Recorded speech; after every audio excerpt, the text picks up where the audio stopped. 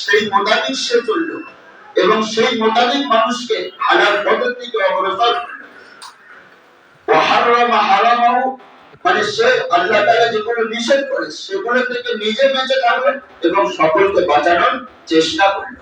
ওয়া দাখালাল জান্নাহ, সেই হাফেজে কোরআনকে আল্লাহ তাআলা জান্নাতের খুশখবরি রেখেছেন।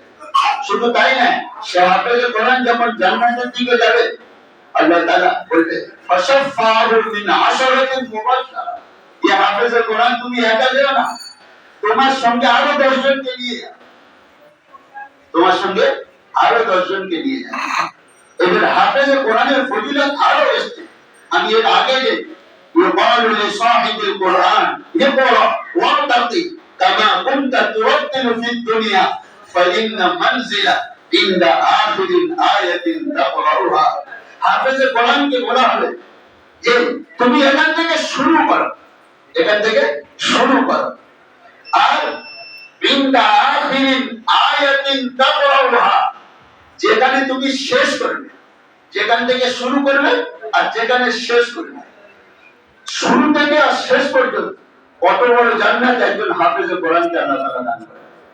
এই জন্য আমার ভাই, আমরা প্রত্যেকে ইরাদা করি, নিয়ত করি যে জিন্দেগিতে কিছু না করে যদি নিজের একটা বাচ্চাকে বা নিজের একটা নাতিকে কোরআনের হাফেজ যদি করে যাও, এইটাই সবথেকে বড় সম্পদ। তুমি মাল দৌলত বাড়িতে রেখে যাবে, চোখ বুঝানোর সাথে সাথে গন্ডগোল শুরু। কারণ আমরা সেই ছোটবেলাতে থেকে আসি, প্রতিটি বাড়িতে এমন কোন বাড়ি বাকি নেই যে সেখানে গন্ডগোল কিছু না কিছু কম বেশি। কিন্তু তুমি একজন হাফেজে কোরআনকে রেখে যাও, কেউ ধরা পেতে পারবে না।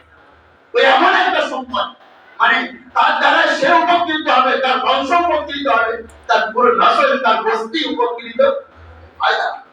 তো এই জন্য আমরা প্রত্যেকে নিয়ত করছি যে ইনশাআল্লাহ আল্লাহ তাআলা আমাকে এবং আমাদের আওলাদদেরকে কোরআনের হাফেজ করার তৌফিক নসিব করুন। এখন 5 মিনিট আমাদের